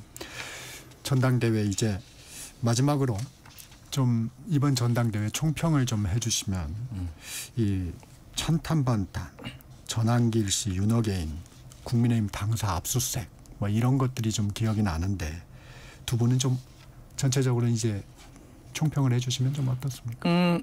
분란의 끝이 아니라 시작이다. 저는 이렇게 이제 봐요. 그러니까 보통 전당대회를 하면은 소위 말하는 컨벤션 효과도 있고 그 당 지지층들이 좀 결집도 새 당대표를 중심으로 결집도 하고 뭐 이재명 정부하고 지금 야당 입장에서 잘 싸워야 되고 이런데 지금 나왔던 얘기가 말씀하셨다시피 키워드가 윤어게인 전환길이에요. 그러면은 이게 이 분란이 그러면 김문수가 됐든 장동혁이 됐든 누가 됐든 이게 끝날 것이냐. 본격적으로 더 가면 이제 특히 뭐 내부에 징계 문제 나오고 막 윤리위 가동되고 막 이런 일들을 막 누가 어떤 사람이 되더라도 될 거 아니에요. 오히려 이 노선 투쟁은 더 셀 거고 뭐 박지원 의원이 뭐 분당 얘기 막 다른 방송에서 막 하고 그랬는데 분당 가능성은 높지는 않은데 그 열기 그러니까 뭐랄까 에너지 분당의 에너지는 점점 좀 응축되는 화산이 한 번에 폭발되지 않잖아요. 그 에너지가 막 응축되다가 이렇게 폭발하는 거잖아요. 그 시점이 뭐 당장은 아니더라도 지방선거 즈음 공천 문제로 됐지 아니면은 가장 큰 거는 이제 국회의원 선거, 총선 때 굉장히 여러 가지 가능성들이 생기겠다 그 생각이 듭니다. 네. 새로운 논란의 시작이다. 네, 윤희숙 대변인. 전당대회 시점이 상당히 아쉽습니다. 좀 대선 패배, 탄핵, 대선 패배 그 이후 당을 좀 정리하고 그 다음에 좀 뭔가 단단하게 방향을 정한 다음에 전당대회를 했으면 지금보다 훨씬 더 생산적인 논의도 있을 것이고 결과도 기대했을 텐데 이게 다 정리가 안 된 상태에서 전당대회부터 했다는 거. 처음에는 빨리 정리될 줄 알아서 그렇게 됐을 수는 있어요. 혁신위를 중간에 띄웠는데 유야무에 되는 과정부터 시작해서 이걸 혁신 전당대회로 만들겠다는 송원석 비대위원장의 언급과는 달리 혁신위가 자초한 상태에서 어떻게 혁신 전당대회가 되느냐는 지적을 피할 수가 없었고 그렇기 때문에 지금 당이 아직도 저점을 못 찍었다. 추락하는 중에 전당대회 하는 게 무슨 의미가 있느냐 이렇게 언급하시는 분도 많고 저는 그 의견에 상당 부분 동의하는 입장입니다. 네, 특검 얘기로 좀 넘어가 보겠습니다. 김건희 특검 국민의힘 당사 압수수색 영장 재청구하겠죠? 뭐 해야 할 수밖에 없죠. 그러니까 이 새로 탄생하는 지도부의 첫 과제가 지금 당사 압수수색이 어떻게 할 거냐 뭐 이거예요. 그동안 뭐 민주당이 당사 압수수색을 이제 뭐 김용 민주연구원 부원장 전 부원장의 뭐 당 관련해서 압수수색을 막았다든지 이랬을 때 국민의힘이 내놓은 성명과 논평이 그대로 살아 있잖아요. 민주주의 정당이 어떻게 법원이 발부한 합법적으로 발부한 이거를 막을 수가 있느냐. 그게 그대로 이제 반사가 되는 거고 뭐 500만 명의 뭐 당원 명부 뭐 이런 거에 민감해할 수도 있고 저는 뭐 한두 번 막을 수 있다고 봐요. 그건 뭐 정치적으로 그럼 어느 정당이나 뭐 당사 압수수색 들어오면 다 막았으니까. 근데 끝까지 막을 수 있느냐 그러면은 새 지도부가 그러면은 이거 사실 그러니까 이런 거에 다 달라는 게 아니라 특검의 입장은 뭐냐면은 특정 시기에 통일교 명분은 확보를 했으니까 지금 교인 명분을 확보를 했으니까 자 그럼 2022년 대선을 앞두고 경선 시기에 들어왔느냐. 그리고 2023년에 또 김기현 당대표 될 때 그때 얼마나 들어왔느냐 그거 대조해 보겠다는 거거든요. 이거를 계속 거부할 수가 있을까요? 근데 이거를 이제 협조를 하면은 지도부의 리더십에 또 손상이 가는 거죠. 그러니까 이게 그래도 완전 딜레마전 상황이고 여론은 당원들이야 그래 잘한다 막아야지 뭐 이렇게 하지만은 여론은 진짜 끝을 모르고 추락을 할 겁니다. 그러니까 이걸 수사를 안 할 수가 있나요? 이 정도까지 통일교가 개입을 한 의혹이 나왔는데 그러니까 굉장히 어려운 상황이 됐다. 예. 어제 저희 프로그램에 서지영 당 조직부총장 나왔는데 김건희 특검이 통일교 신도 120만 명의 명단을 국민의힘 당원 명단과 이렇게 대조하려고 했다고 합니다. 뭐 진위 여부는 물론 이제 뭐 서지영 조직부총장이 얘기를 했으니까 120만 명의 명단을 대조한다. 이거 어떻게 보십니까? 통일교 교세가 상당하군요. 그 숫자는 처음 들었습니다. 어쨌든 그걸 대조한다는 게 그럼 사실 이런 얘기가 생각이 드는 게 말씀하신 대로 영장을 어떻게 거부하느냐. 그 대전제 저는 동의해요. 어디든 그럴 권한은 없기 때문에. 근데 이거를 그러면 대조를 해서 예를 들어서 한 뭐 10만 명 정도가 같은 이름이 나왔다고 쳐요. 네. 그럼 이걸 어떻게 하겠다는 겁니까? 이 사람이 동일인가를 증명을 해야 돼요. 일단 이름만 같은 상태에서. 그럼 그 동일인 여부를 확인하는 과정에 더해서 이 사람이 그럼 통일교의 어떤 그 집단적인 뭐 행위, 뭐 압력이 될 수도 있고 그런 작용에 의해서 본인의 의사와 상관없이 입당을 하거나 그 다음에 입당을 해서 또 어떤 행위를 했다 여기까지 다 증명이 돼야 범죄 혐의가 뭐라도 나올 건데 그걸 어떻게 증명하냐는 이 질문에 대한 답을 특검이 과연 갖고 있느냐. 제가 어깃장 놀려는 게 아니라 연관성을. 예, 이게 특검은 법률적으로 법적으로 뭔가 처벌하기 위한 어떤 단계를 밟는 과정에 있는 조직이라고 본다면 거기에 대해서 확실한 답을 갖고 있느냐에 대해서 저는 의문이 들어요. 그러니까 통일교에서 몇 명이나 입당시켰냐 이거가 궁금하다. 탐사보도 차원에서는 그럴 수 있는데 특검 차원에서 그래 10만 명이 들어왔어. 20만 명이 그럼 뭘 어떻게 했는데 이게 어떤 식으로 해서 뭐 공직선거법이라든지 뭐 정당법에 저촉이 된다는 그런 논리 구조를 설파를 해야 돼요. 저는 아직 모르고 있습니다. 근데 이거는 좀 반박을 해야 되는 게 예를 들면은 저것만 있는 게 아니라 지금 통일교가 전방위적으로 그때 당시에 대선 때 국민의힘이나 대선 후보를 상대로 로비를 했다는 게 막 밝혀지고 있잖아요. 예를 들면은 통일교가 당원 가입을 독려를 하면서 5개 지역본부가 있는데 호남을 제외한 4개 지역본부에 당원 가입하라고 시켰다라고 그런 거고 수천만 원씩 이거 조직비로 내려줬다라는 거잖아요. 그러니까 이런 증거들이 있는 거예요. 그러니까 그러면 예를 들면은 뭐 윤희석 대표님 말씀하시는 10만 명이 있어요. 10만 명을 모두 대조하기는 어려울 수도 있지만은 거기에서 샘플링 해가지고 한 10,000명만 해서 실제로 맞는지 확인하는 거에서 이게 그런 얘기를 들었다라는 게 다수의 증언이 나온다라고 한다라면은 이거는 조직적 개입이 있는 거고 여러 가지 법률은 이제 그때 특검이 판단할 수가 있는 거죠. 그러니까 이게 완전히 맨 땅에서 모래 줍기 이런 게 아니라는 거예요. 이미 증거는 여러 가지로 지금 확보가 돼 있는 상황이에요. 그러니까 이거를 완전히 특검이 설명해야 된다. 이 논리는 저는 좀 납득이 안 되고 국민들도 좀 해야 되겠죠. 모르겠어요. 그러니까 이게 그러니까 일단은 대조는 할 수 있죠. 그러니까 대조는 이름 가지고 하면은 이게 왜냐면은 특정 시기예요. 딱 이게 막 무슨 20년간 들어온 사람은 다 보는 게 아니잖아요. 특정 시기에 이름이 같은 사람이 명부하고 이거가 있으면은 유력하게 의심할 수 있을까? 그거는 확인해 보면 되는 거예요. 그러니까 모든 사람은 하지 않더라도 저는 이게 그렇게 어려운 수사는 아니라고 봅니다. 좀 품이 많이 들 뿐이지. 그리고 지금까지 증거들을 봤을 때는 이거는 충분히 기소가 가능한 사안이다. 예. 제 얘기는 그 대조할 필요성이 없다는 차원이 아니고 여론의 힘이라도 받아서 특검이 더 이 압수수색을 실현시키는 데 있어서는 제가 의문을 갖고 있는 부분에서 명확한 설명이 필요하다는 거예요. 지금도 김준일 평론가께서 제가 갖고 있는 의문에 단 하나도 풀어준 논리가 없어요. 명단이 나와서 그 다음에 뭐가 되냐는 거예요. 말씀하신 대로 뭐 자금을 뿌렸다. 통일교가 그럼 뿌린 사람 받은 사람 이것만 나오면 되는 거잖아요. 그 와중에 몇 명이 저희 당에 입당했느냐 하고 무슨 연관이 있냐는 거예요. 제 얘기는. 입당을 해야 돈이 가냐.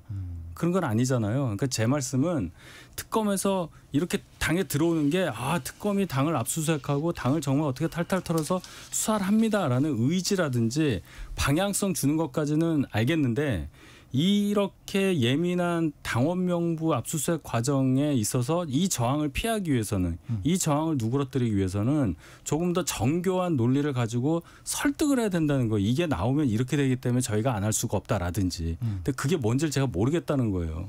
특검도 모를 것 같은데요.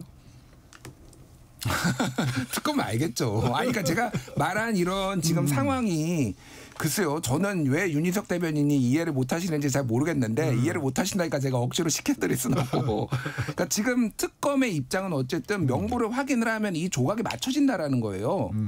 그럴 거 아닙니까? 그러니까 지금 그 교인들이 돈을 받고 지금 들어간 게 아니에요. 아니 총재님의 지시인데 들어가야죠. 무슨 돈을 받습니까? 그 지시니까 어머니가 시키는 거나 해야 되는 거죠. 근데 그 돈이 내려간 거는 그 조직들이 이제 원활하게 하기 위해서 실비가 필요할 거 아니에요. 그런데 거기까지는 이제 대략적으로 돈이 간 것까지 보이니까 그 마지막 퍼즐을 맞추는 건데 지금 국민의힘이 거부를 하고 있다. 저는 그렇게 봅니다. 네. 네. 정치와이 잠시 쉬어가겠습니다.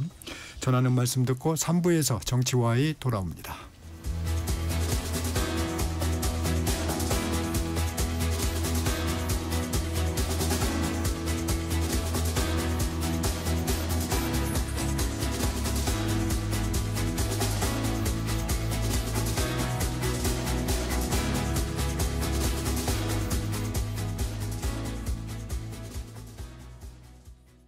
잠시 후 8시 반부터 일부 지역국에서는 해당 지역 방송을 보내드립니다.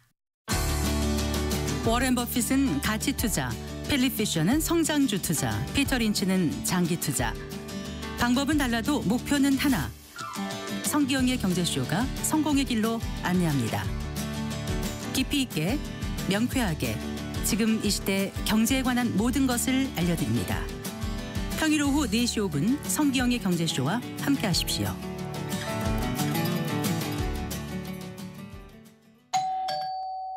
편지 왔습니다.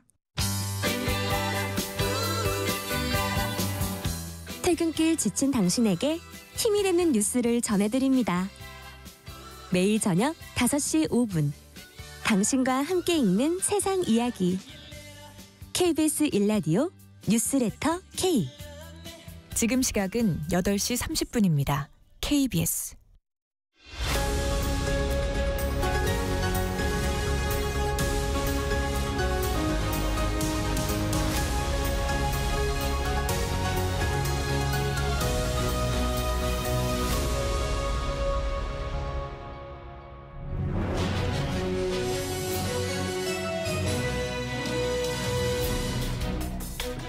정치와에 이어가겠습니다. 김준일 시사평론가, 윤희석 국민의힘 전 선임 대변인 함께하고 계십니다.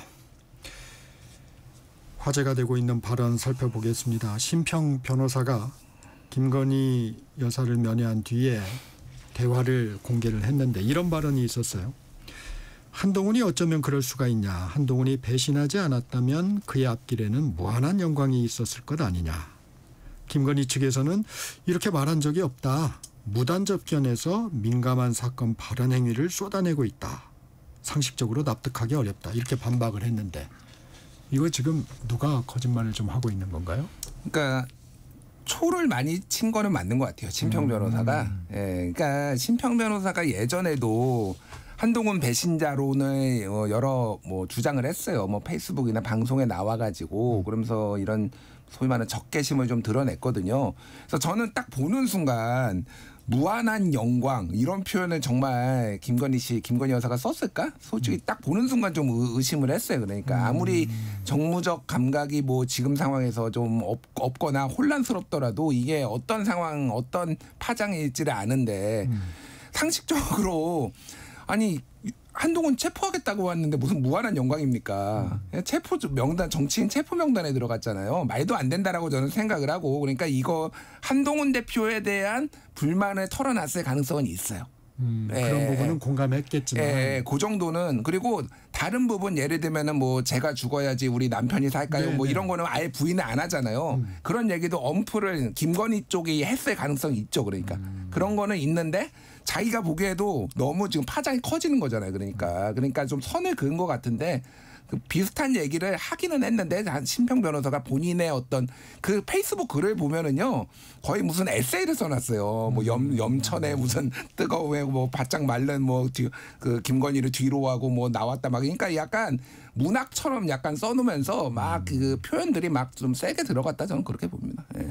이 스스로를 아무것도 아닌 사람이 한 얘기입니다. 어떻게 보십니까? 진위 여부야 두 분밖에 모르니까 거기에 대해서 판단할 수는 없는 거고 저는 맨 처음에 이 글이 나왔을 때 어떻게 이런 말을 전하냐. 그 심평 변호사의 그 페이스북 포스팅에 대해서 비판하는 시각을 가질 수밖에 없었고 지금도 마찬가지입니다. 이게 실제 이런 대화가 있었는지 그건 별로 중요하지가 않아요. 이런 얘기를 옮겼다. 실제 있었더라도 가공했으면 더 문제고요.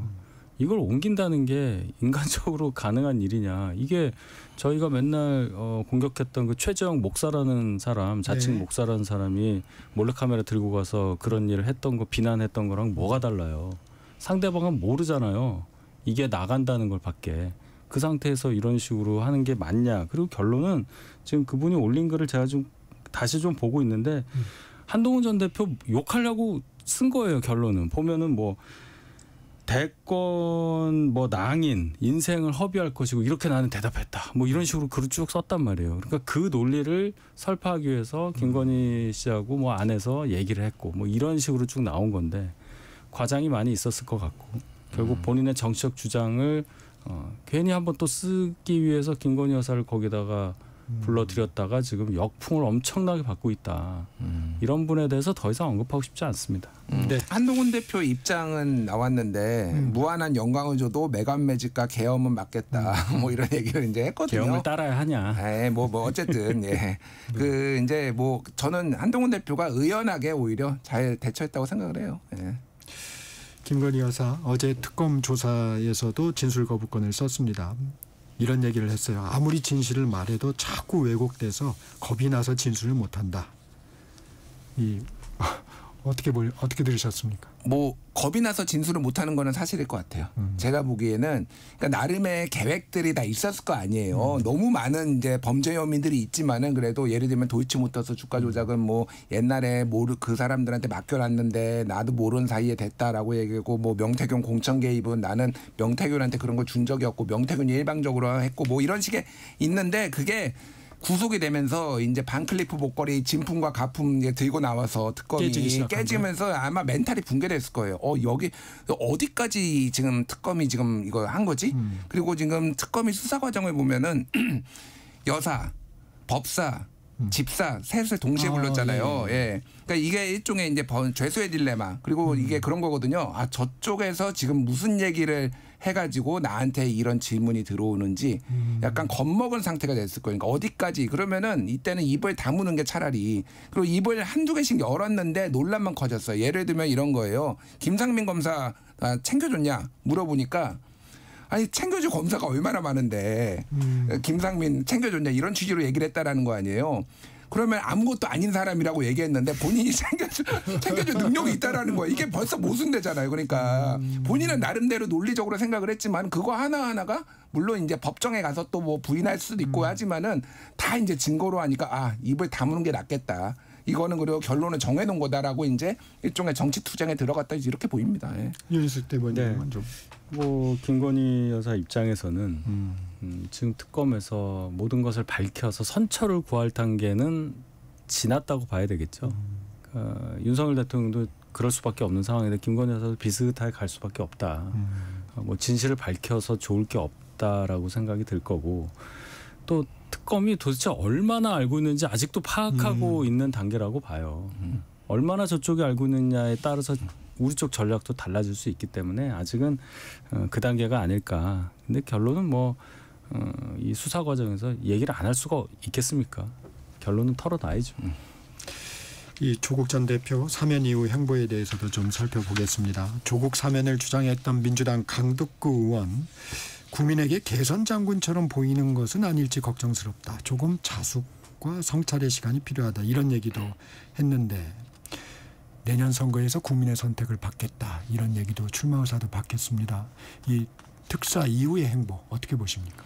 전 좀 아쉬워요. 그러니까 뭐 여러모로 일단은 뭐 사면에 대한 뭐 이런 것도 있지만은 사면이 됐으면은 본인이 이 상황에서 좀 조국 대표가 어떻게 하는 게 전체적으로 소위 말하는 민주 진보 진영을 위해서 좋을지 그리고 그게 표를 어쨌든 가져와야 되는 텃밭이잖아요. 그러니까 거기서 이거를 어떻게 바라볼지를 조금 정무적으로 판단했었어야 되는데 쉽게 하면 너무 노이즈를 많이 일으켰어요. 초반에. 그 뭐 본인이 뭐 의도로 했든 안 했든 이제 된장말이죽 뭐 된장찌개 고기를 먹었네 안 먹었네 뭐 이거부터 해가지고 그러니까 그냥 제가 다른 방송에서 얘기했던 거는 사면 되면은 그러니까 나오면서 한마디 하고 한 달 정도는 좀 집에서 있으면서 좀 이 파도를 좀 넘어가고 그게 그렇게 긴 기간 아니거든요. 지금 당장 선거가 있는 것도 아니고 그러면서 좀 로키로 가다가 또 정치의 어떤 구상도 얘기하고 근데 이게 이제 위선 뭐 된장말이죽 막 이런 걸로 이제 되니까 이게 강덕구 의원의 이게 뭐냐면요. 정확하게 민주당 지지층도 지금 이 조국 사면에 대해서 어떻게 바라보는지가 지금 분화되고 있다라는 거를 지금 반영을 한 거예요. 그러니까 쉽게 얘기를 하면은 조국이 좀 억울하게 많이 당했어 이렇게 생각하시는 분들이 상당히 좀 많을 거 아니에요. 조국 너무 지금 대통령한테 부담 주는 거 아니야? 이런 그러니까 또 친명 지지층들의 불만들이 나오기 시작한 거예요. 그러니까 지금도 사실은 조국 대표께서 조금 이제 복당도 하고 그랬으니까 그 정책연구원에 지금 원장이 됐다라는 거 아니에요. 그쪽에 좀 포커스를 맞추고 조금 SNS 좀 자제 좀 하시고 손가락 부러집니까? SNS 안 하면은 좀 그랬으면 좋겠어요, 진짜. 당분간은 좀. 예. 조국 전 대표 행복 어떻게 보시고 계십니까? 이럴 줄 몰랐습니까? 그분이 안에서 8달 동안 있는 과정이 계엄 직후에 이제 들어가셨잖아요. 그 다음에 이제 탄핵 과정 받고, 그 다음 대선 보면서 얼마나 많은 에너지를 축적을 했겠어요. 근데 이 상태에서 딱 풀어주니까 나오자마자 이제 이렇게 되는 거 아니에요? 결론적으로는 범여권에 엄청난 부담으로 작용할 가능성이 크고 이분의 입장을 정확히 얘기하는 그 발언이 김선민 조국신당 대표 권한대행의 말. 이 논란들은 이재명 대통령이 그냥 안고 가야 된다.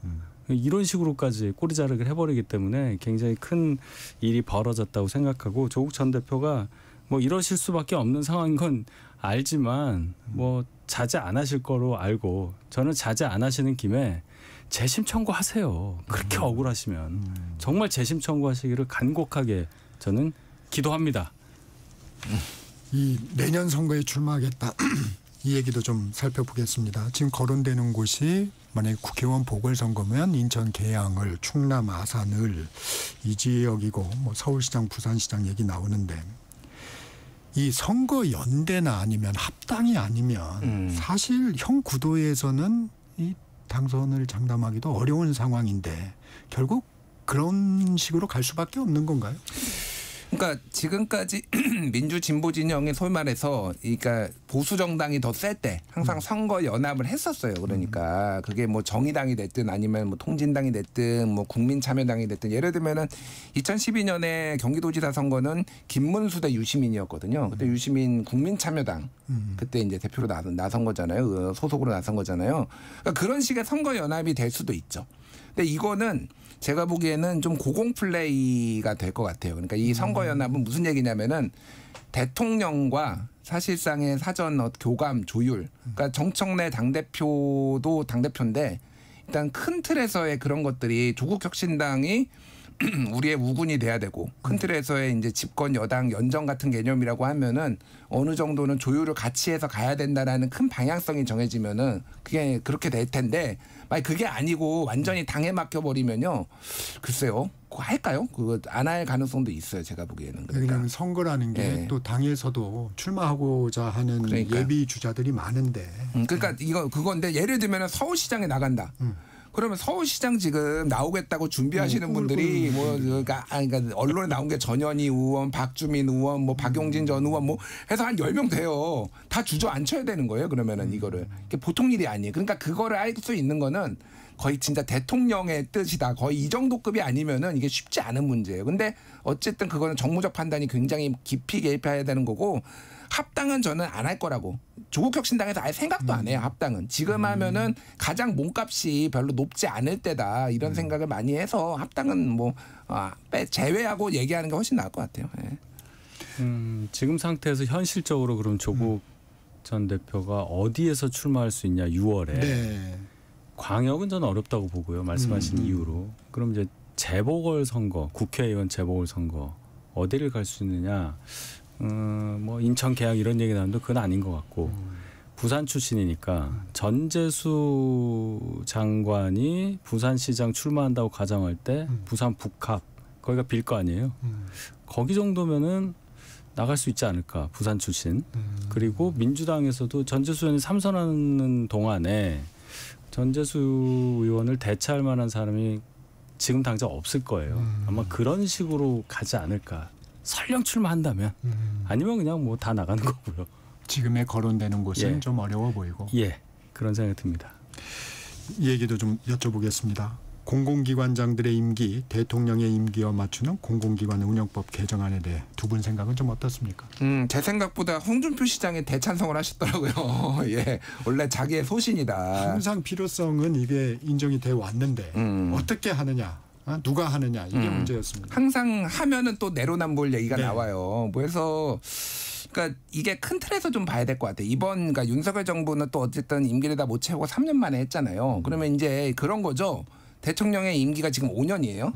그러면은 이 공공기관장의 임기를 어떻게 할 것이냐. 보통은 이제 공공기관장 3년이거든요. 그러면 이게 또 안 맞아요. 그러니까. 그러면 무조건 대충 한 다음에 한 1년 반 마지막에 하는 사람은 임기 말에 1년 반 하고 그럼 교체를 해줘야 되는 것이냐. 물론 이제 이거는 기재부에서 이제 성과를 보고 판단하겠다라는 그런 식으로 이제 정리가 되는데 교체하겠죠. 그냥 다 교체하겠죠. 그래서 이게 큰 틀에서는 뭐 미국이나 역관제를 도입하는 나라에서는 거의 다 바뀌니까 그런 거에서는 어떤 정부의 전국 운영에 대한 어떤 방향성을 같이 보조로 맞춘다 해서는 크게 좋은 건데 디테일로 들어가면 조금 논란들이 많이 생길 수 있는 법안이다. 결국은 우리 사람 심기 위해서 이 법까지 바꿔가지고 지금 이렇게 하는 거 아니냐. 그 논란에서 조금 자유로울 수 있도록 조금 더 납득할 수 있는 수준의 그게 조금 디테일이 나와야 될 것 같아요. 저는. 네. 방향은 동의하죠. 네. 방향이 동의하죠.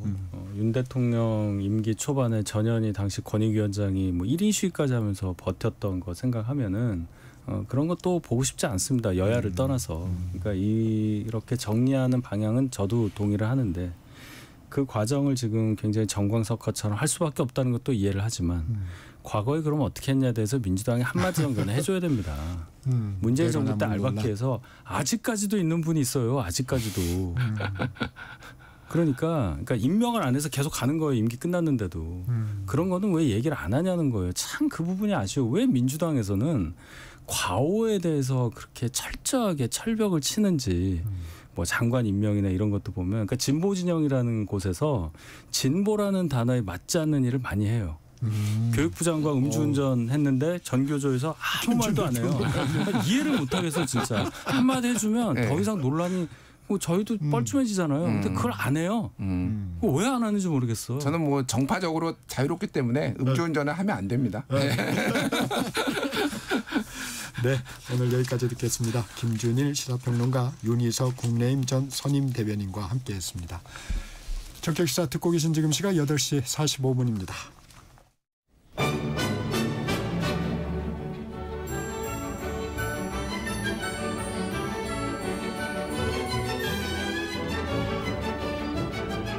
KBS 1라디오 정통 시사 프로그램 전격시사.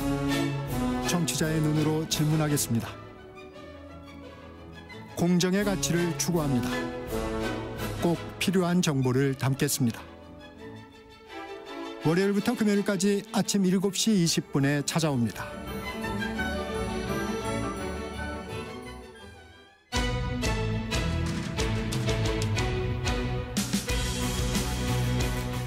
최근에 공연장, 대형 스포츠 시설 등의 불특정 다수를 대상으로 하는 허위 폭발물 테러 협박이 늘고 있습니다. 이 같은 공중 협박죄에 대한 첫 처벌이 나왔습니다. 사건 속 궁금증을 풀어보는 시간 사건 Y. 오늘의 사건 스토리텔러 손정혜 변호사와 함께 이 문제 짚어보겠습니다. 우선 공중협박죄 첫 처벌 사례가 나왔다는데 변호사님 어떤 사례인가요? 네, 일단 이 공중협박죄는 우리가 불특정 다수인에게 공중에 위해나 협박을 하는 경우에 성립하는 범죄입니다. 네. 워낙에 이제 신설된 지 얼마 되지 않았기 때문에 이 첫 사례 양형에 대해서 많은 사람들이 관심을 가질 수밖에 없었는데요.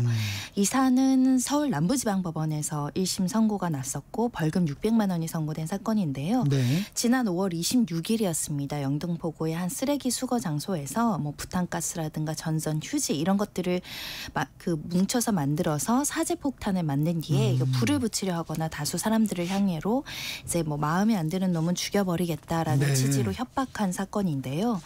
이 사건과 관련해서 판사는 불특정 다수에게 해악을 고지함으로써 자칫 혼란을 야기할 수 있다는 점에서 재책이 가볍지 않다. 유죄를 선고했고요. 다만 이 사건과 관련해서 그 피고인이 지적장애를 가진 점, 네. 그리고 자백하는 점, 그리고 사제폭탄이 엉성하고 조악했다는 점, 이런 여러 가지 점을 고려해서 벌금형을 선택했다라고 이야기를 했는데 문제는 공중협박죄의 어떤 범죄의 중대성에 비해서 벌금형을 선택했다는 부분에 있어서 좀 양형이 너무 약한 거 아니냐, 이런 논란이 좀 제기된 사건이기도 하고요. 다만 이 사건은 또 피고인의 특수성이 있기 때문에 선처를 해줬다라는 측면에서 다른 사건에도 벌금형이 나온다고 단정하기는 어렵습니다. 이 공중협박죄 모두에 잠시 소개를 해주셨습니다만 지난 3월에 처음 시행됐다는데 이게 어떤 법입니까? 좀 설명을 해주시면. 그 법무부에서 이것을 신설하면서 입법의 취지로는 이렇게 이야기를 하고 있습니다. 실무상 처벌의 공백을 해소하고 실질적으로 피해자가 누구인지 확정되지 않거나 범죄의 성립 시기가 확정되지 않아서 처벌을 못했던 사례들이 발생하고 있기 때문에 그 공백을 해소하고자 불특정 다수 보통의 협박죄는 특정한 사람에게 너를 해칠 거야, 너를 어떻게 할 거야 라고 이야기를 해야지 성립하기 때문에 특정인이 아니더라도 그냥 대중들에게 협박을 하더라도 처벌할 수 있는 이런 법률을 이제 만든 것이고요. 계기는 그 신림동의 칼 협박 사건이었죠. 어디 죽여버린다. 그리고 인터넷 사이트에 어디에 무슨 역에 오늘 칼부림 예고한다. 이런 게시글이 동시다발적으로 발생을 하면서 이 사건을 대비하기 위해서 이제 만든 것이라고 보면 될 것 같고요. 특히 유튜브 영상 댓글에도 이제 어디에서 누구를 타겟으로 칼부림한다. 이렇게 여러 가지 이제 문제들이 발생하다 보니 이런 것들을 처벌하기 위해서 만든 것이 이번에 공중협박죄이고요. 일반 협박죄는 3년 이하의 징역 500만 원 이하의 벌금인데 이 공중협박죄는 좀 더 높습니다. 5년 이하의 징역 그렇게 구성되어 있기 때문에 훨씬 더 가중처벌되는 것이고요. 특히 상습법은 더 가중처벌할 수 있는 7년 6개월 이하 이렇게 되어 있기 때문에 좀 더 엄벌에 처해지게 하고 이렇게 모방범죄로 어디에 칼부림 예고하는 글들이 사회적인 혼란을 야기하기 때문에 조금 더 엄중 대처하고 처벌의 공백을 해소하겠다라는 취지로 만든 법입니다. 그러면 그동안은 이런 공중협박이라는 불특정 다수를 상대로 한 협박에 대해서는 처벌이 안 됐습니까? 일단은 협박죄로 처벌을 한다거나 특히 위계에 의한 공무집행 방해 허위 신고하는 경우 있잖아요. 어디 폭탄 테러 하겠다라고 허위 신고하는 경우에는 경범죄 처벌법도 되고 이게 의한 공무집행 방해도 성립할 여지가 있는데 간혹 그 처벌의 공백이 발생하는 사건들이 있었기 때문에 이번에 그것을 없앤다라는 것이고요. 특히 이런 칼부림 예고 같은 경우는 과거에 살인 예비죄, 살인 예비 음모죄로 이제 적용해서 이제 기소를 하는 경우가 있는데 저는 살인의 고의가 없었고 장난이었어요. 이렇게 빠져나가는 경우가 꽤 많았었기 때문에 그런 취지에서는 좀 더 촘촘하게 법률이 이런 사람들을 이제 예방하겠다, 이런 범죄를 억제시키겠다라는 취지에서도 공중협박죄가 필요하다는 목소리가 많았고 특히 외국에서도 공중협박죄들이 많기 때문에 이번에는 신설된 지 한 3월 됐고요. 그 이후로도 계속 비슷한 일들이 생겨서 지금 관련된 수사들도 상당히 진행되고 있습니다. 이 광주광역시 또 하나의 사례를 좀 들어보겠습니다. 불법 주차한 자신의 차량에 주차금지 스티커를 붙이면 흉기로 찌르겠다는 메모를 남긴 아파트 주민, 경찰이 붙잡혔는데 이 사건은 어떤 사건이고 이게 공중협박죄 적용이 가능한 건지 궁금합니다. 네, 보통 이렇게 스티커를 붙이면 흉기로 찌른다라는 건 피해자가 특정이 안 돼서 과거에는 처벌하기 어렵지만 대표적으로 공중협박죄가 적용 가능한 범죄라고 보입니다. 보통 이제 스티커 붙이면 어떻게 할 거야라는 걸 하지만 이 흉기로 찌르는 대상들은 어느 정도 또 구체적으로 장소도 특정이 되어 있고요.